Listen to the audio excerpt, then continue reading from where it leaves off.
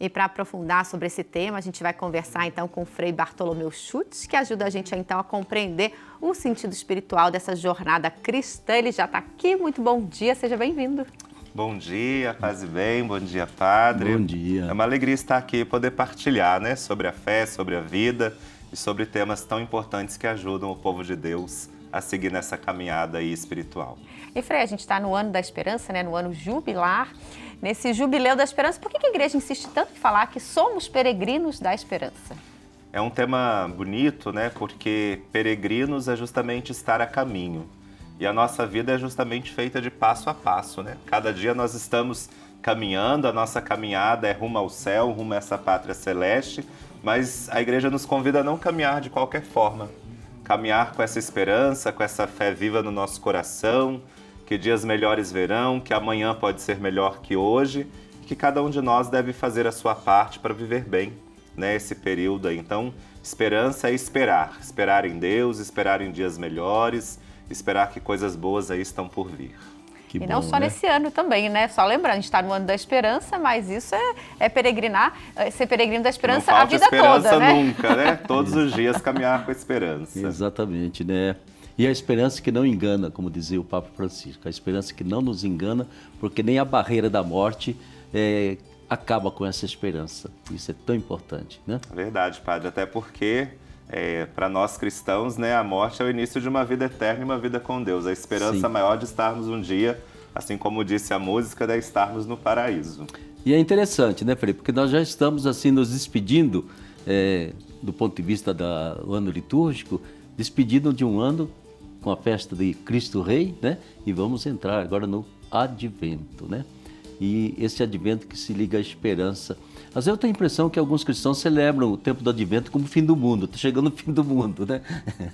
E não tem nada disso, né? O que significa essa passagem, essa ponte que se faz liturgicamente do ano litúrgico que termina com a festa de Cristo Rei e já próximo domingo, primeiro domingo do Advento, né?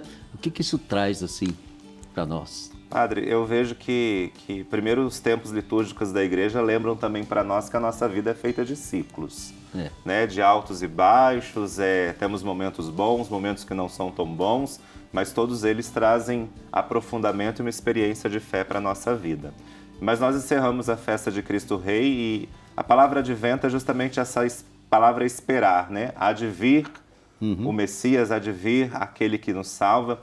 Eu sempre olho para o Advento como um período especial da gente fazer um balanço da nossa vida. Sim. Né? Ver o que foi bom, o que não foi bom, e aquilo que não foi tão bom assim, fazer um propósito para que o próximo ano possa ser melhor e que Jesus Cristo nos ajude a fazer essa experiência, né, das coisas boas, de deixar de fazer o mal, fazer o bem, deixar de viver nas trevas para viver na luz. E eu acho que esse tempo do Advento nos propicia a olhar para a nossa vida fazendo esse balanço. E a partir desse balanço, a gente traçar propósitos de vida para o próximo ano. Creio que é exatamente nesse aspecto bonito. A gente lembra que antigamente o grupo cristão que havia logo após a ascensão de Jesus era chamado de caminho, né? Ou seja, ser cristão é estar a caminho. Ser cristão é não perder esse caminho, né? E você diz muito bem. Então, no tempo do Advento, vamos olhar se eu estou no caminho certo, se eu não andei me perdendo pelas beiradas aí da vida, né? E, novamente, o foco é aquela criança que nasce em Belém. É ela onde a estrela deve conduzir a gente, né? A estrela da fé, a estrela da espiritualidade que a gente tem, né? Então, eu creio que você diz bem, entende? Esses mistérios de Jesus que nós celebramos, né? Principalmente, Frei, o grande mistério da encarnação, essa loucura total de Deus de vir se arriscar no meio de nós. Padre, eu acho que o mistério da encarnação, essa loucura de amor que muitos não compreendem, né? Mas esse Deus que sempre vem e vem de novo, quantas vezes se faz necessário na vida daqueles que têm essa abertura de coração e se permitem renascer cada dia, né? Então eu olho sempre para esse período do Advento como uma oportunidade que a gente tem de, olhando o menino Jesus, renascer, né? E renascer com sentimentos bons, renascer com mais paz, com mais caridade, olhando para esse mistério de humildade, né? De amor, um Deus que se encarna por amor e nos convida a ser amor. Então eu olho sempre para o advento como uma resposta que nós precisamos dar. O amor veio até nós e nós precisamos dar uma resposta de amor a ele e aos irmãos que estão ao nosso redor. E de onde a gente, às vezes, até pode também tirar força, né?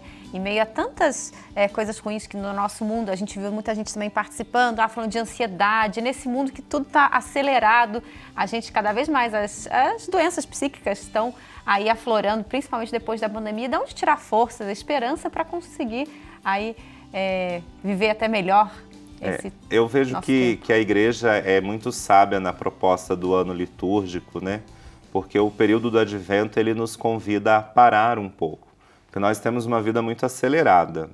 A gente corre o dia inteiro, mal dá tempo de resolver as coisas do dia a dia, e o período do advento, até com as leituras que nos são propostas, com as reflexões, ele nos convida a parar um pouco e a olhar para a nossa vida, né? Quem sou eu? Como eu estou no meu processo de fé? Se estou amadurecendo na minha fé? Estou regredindo na minha fé? Porque às vezes a gente regride na fé também, né, Padre? E como? E, então, assim, o período do advento nos faz esse convite. Às vezes é preciso parar, refletir, olhar para Deus e olhar para a nossa vida e ver o que está me afastando de Deus, ver aquilo que está me fazendo perder a esperança, porque as preocupações nos levam a perder a esperança. Quando eu me ocupo das coisas de Deus, me ocupo de fazer as coisas que me são necessárias, eu volto a ter essa esperança em Deus, né? Acho que a preocupação tira muito a nossa esperança nos dias atuais. E é tão bom a gente ver que para a igreja o ano não começa com um velho barbudo chamado Papai Noel, mas com uma criancinha. É a vida pura que está ali, né? E fazer então a gente voltar e ver, mas como é que está a minha vida? Eu estou vivendo a vida ou estou desperdiçando? Atrás de coisas, de bugiganga, de me enriquecer, de fazer isso, fazer aquilo. Fazemos um monte de coisa e às vezes não vivemos, né? Então acho que é um grande clamor de Deus falar, escuta, viva a sua vida e para que ela se torne eterna, não se acabe com a tua morte, né? Padre, acho que o senhor falou uma coisa muito importante, né? Quando a gente olha para o mistério do Natal e esse período do advento nos preparando, a gente é convidado a pensar justamente nesses desapegos. Nós andamos muito apegados às coisas, né? A pessoas, a bens materiais. E quando a gente olha para o mistério da encarnação, Jesus ali sem nada e ao mesmo tempo com tudo, né? Porque ele tinha a presença de José, de Maria, o cuidado de Deus. E acho que quando a gente olha para isso, a gente olha para a nossa vida também e faz essa pergunta, né? Que apegos eu tenho trazido para a minha vida que não me permitem viver essa esperança? E eu acho que é tão importante isso que você está dizendo, porque a gente projeta o ano que vem já pensando no que eu vou adquirir, o que eu vou amontoar a mais, né? E é a hora do advento para, escuta, comece a desapegar de muita bugiganga que ao longo desse ano só travou a sua vida, não ajudou. Vai deixando de lado, né? Então é tão bonito essa viver a vida e uma vida em plenitude, né? Uma esperança que não nos engana. É esse o sentido real desse advento, dessa caminhada, da celebração do Natal. Eu acho que a gente se perde demais, esquece dessa maravilha da encarnação da vida divina dentro da vida humana. Eu acho que quando a gente vai se desapegando dessas questões, né, Padre, a gente consegue olhar para a nossa vida e perceber que o importante é a essência do ser humano, o que de fato ele é e não o que ele tem. Né? E aí nós caímos um pouco na contradição, porque ser cristão é andar nessa contramão, porque o mundo sempre vai pregar que o importante é ter. E comprar. Né? Comprar. E nós, olhando para o Cristo, nós vamos perceber que o importante é ser. É a essência que cada um carrega, é o amor que cada um traz no coração, é a paz que eu consigo irradiar para as pessoas, né? Então acho que esse período ele é muito propício para que todos nós olhemos para a gente mesmo e façamos essa reflexão. Como o senhor falou, parar mesmo então nesse período do advento, aproveitar mais as leituras desse período do ano litúrgico e fazer uma análise mesmo do nosso dia a dia. E não se assustar, né, Padre? O Padre bem disse, a gente vai olhando as leituras do advento e as pessoas, muita gente vai se desesperando, né? Falando assim, é o fim do mundo. Mas, na verdade, é justamente um convite mesmo, a gente olhar a nossa vida e perceber que nós temos uma esperança maior, que é Jesus, né? Que Ele precisa ocupar o centro da nossa vida e, a partir daí, reiniciarmos a trajetória com mais fé, mais ânimo, mais coragem, né? Para enfrentar os desafios do novo ano que surge.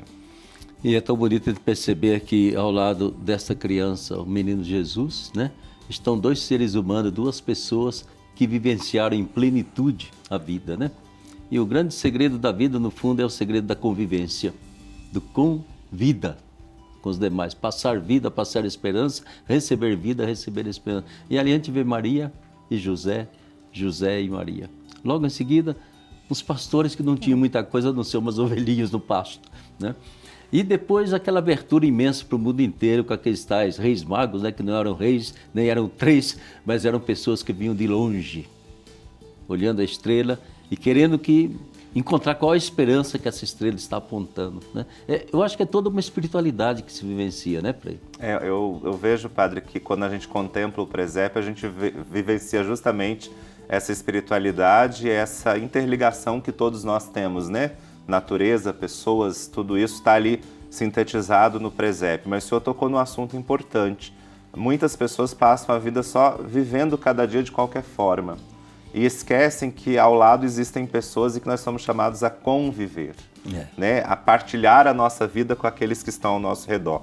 E o segredo da felicidade eu vejo que é justamente aí, quando eu consigo dividir e partilhar os meus dons, a minha vida com aqueles que Deus coloca ao meu redor. Alguns mais de longe, alguns que têm mais proximidade. Então, assim, esse conviver, né? Eu partilhar a minha vida, o outro partilhar a vida comigo e a gente conseguir construir já aqui na Terra esse reino de Deus. Exatamente. Que é tão necessário vivermos como irmãos e irmãs. E, de fato, entende, o Natal só é gostoso, só é bonito, porque ele vive um momento assim de convivência, né? Quando a família se reúne, a comunidade se reúne, né?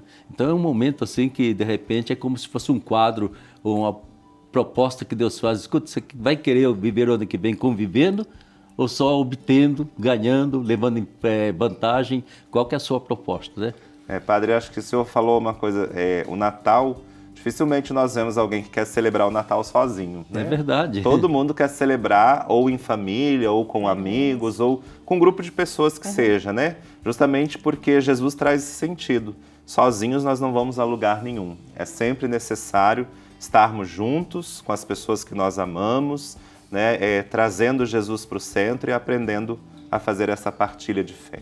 Perfeito. Muito obrigada, Frei, por partilhar um pouquinho com a gente esse novo tempo que está chegando, né? O tempo do advento e propor também algumas ações para a gente viver bem esse momento. Seja sempre bem-vindo. Eu que agradeço, né? E aproveito já para desejar a todos que vivam um santo advento, né? Uma santa preparação para essa festa maior aí que é o Natal.